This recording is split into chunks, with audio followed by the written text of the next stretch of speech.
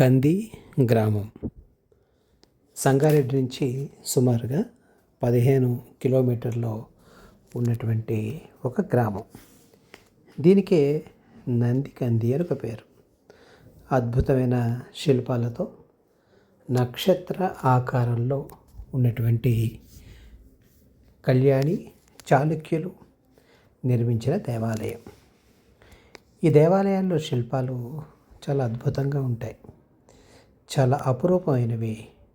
నాట్యం చేసే వినాయకుడు, వరాహస్వామి, హిరణ్యాక్షుణ్ణి చీల్చి చెండాడుతున్న నరసింహస్వామి, ఘృతాచి లాంటి అప్సరసలు, సింహముఖాలు, అదేవిధంగా గజముఖాలు, అనేక రకాలైన యక్ష, కిన్నెర, కింపురుష ఆదిగా నానా విధాలుగా మనకి కనపడే కశ్యప సంతానం అంతా కూడా ఈ చిన్న గుడిలో మనకి కనపడుతుంది.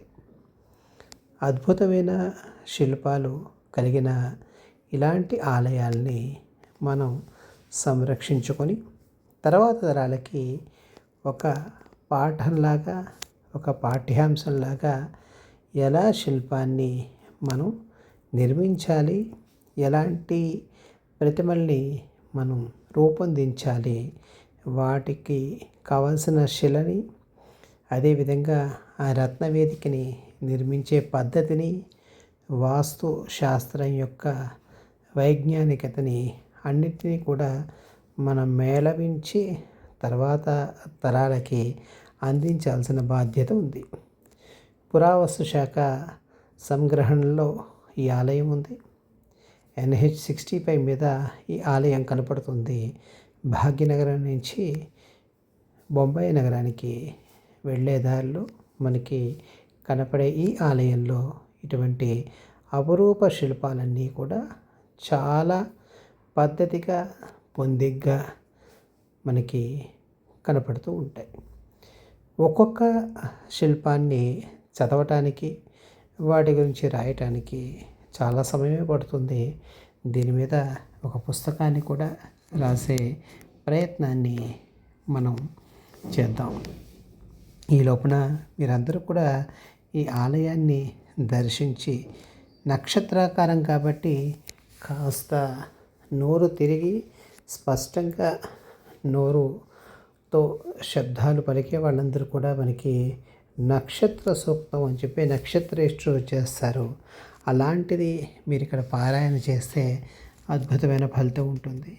లేదా శ్రీ విష్ణు సహస్రనామ స్తోత్రాన్ని మీరు ఒకసారి పారాయణ చేసి ఈ ఆలయంలో ఉన్నటువంటి శిల్పాలన్నిటి గురించి ఎలా తెలుసుకోవాలి అని చెప్పి మీరు వివిధ సామాజిక మాధ్యమాల్లో ప్రయత్నించి మీరు కూడా ఒక చిన్న దానికి సంబంధించిన ప్రయత్నాన్ని చేయవచ్చు.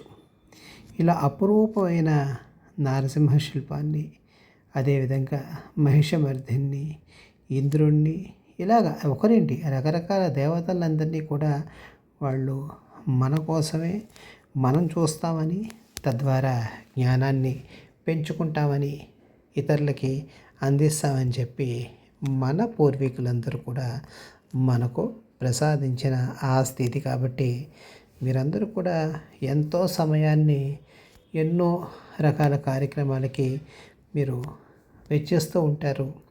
కాస్త సమయాన్ని వెచ్చించండి. ఇలాంటి వాటి